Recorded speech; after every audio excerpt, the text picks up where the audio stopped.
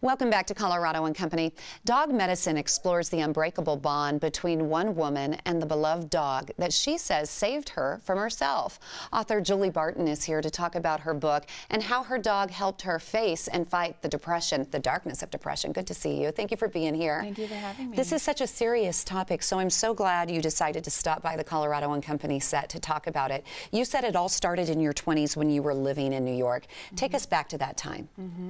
It was 1996. And I was working in publishing in New York, and I was just out of college, and I had a boyfriend, and I wanted to be a big city girl. And things started to go not well. I lost my boyfriend, and the job was deathly boring. And also I had a pattern of very negative thinking, of thinking very negatively about myself, and I didn't know that that was what was going on.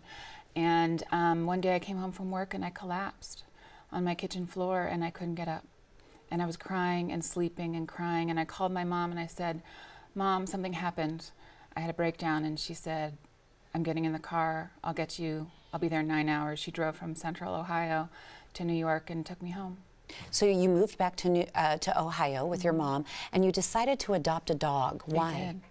Well, all my life when I was a child, and I didn't feel safe or comfortable, I would take the dog into my room, and I knew the dog wouldn't judge me. I knew the dog didn't have an opinion about how I felt or ask me what was wrong. And so I thought, well, maybe that can help me as a young 20-something. And so I decided to adopt a puppy. And that's Bunker that we were just looking at. Yeah. How did you know Bunker was the right dog for you? Well, he chose me because they choose us.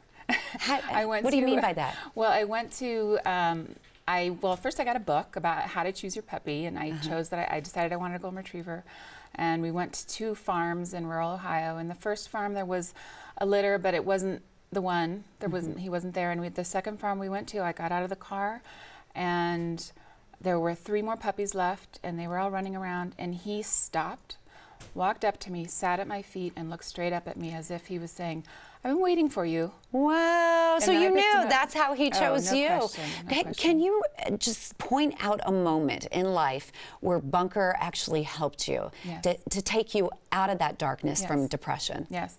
Well, and I wasn't depending on him to do that when I adopted him. But after I adopted him, the first few days I felt great because I had a puppy and it was distracting, and I wasn't so deep inside my own mind and inside the depressive thoughts. But the depression started to creep back, after I had him for a few weeks. And I was in my parents' living room, and I thought, a dog can't help me. I am just a failure. And it was all, I was spiraling Negative thinking down, again. serious negative thinking. And he noticed. He was sitting on the other side of the living room, and he walked over. This is a 12-week-old puppy, and he sat on my feet, and he looked up at me, and he leaned against me, and it was like he was like, "Did that help? I'm here." And he did that his whole life. That's to so me sweet. and other people. He was wildly sensitive to people, and he just knew when somebody needed a little Love, lean. a little support. It's wonderful that you wrote this book because so many people hide mental illness or depression and they don't want to talk about it. So your book is titled Dog Medicine. What do you share in your book? Everything. You do? You open up. I really open up, and that is scary to do as a memoirist, to say the scariest, most potentially shameful things. But what I have found is that when you're vulnerable, people are so grateful. And when you tell your truth and say, "I was wildly, clinically depressed, very seriously depressed, suicidal, and I got better, and this is how." You're helping others. Well, and people come. I get emails. I got one from Australia this morning. I got 2 already this morning. People say, "Thank you for telling your story," because these animals are helping people, really helping people. Emotional support animals are more common these days. What are your thoughts on that? I think it's fantastic. I wish that it existed when Bunker was alive. Every time I get on an airplane and I see somebody with a pet, I am so excited that they can bring them on and it helps them. They feel anxious, and then potentially this dog helps them. And I talk to them, I say, "I'm so glad you can bring your dog." And you mentioned Bunker passed. Are you doing okay now? Did you adopt a new dog, or are you feeling I am okay? doing very well now, and it's not because I have been cured. This is an illness I will fight my whole life, and it's something that I'm very active and working on. I do have a new dog. He's a mutt, and every time I cry, he runs to the other side of the house. So completely different than Bunker. Completely different.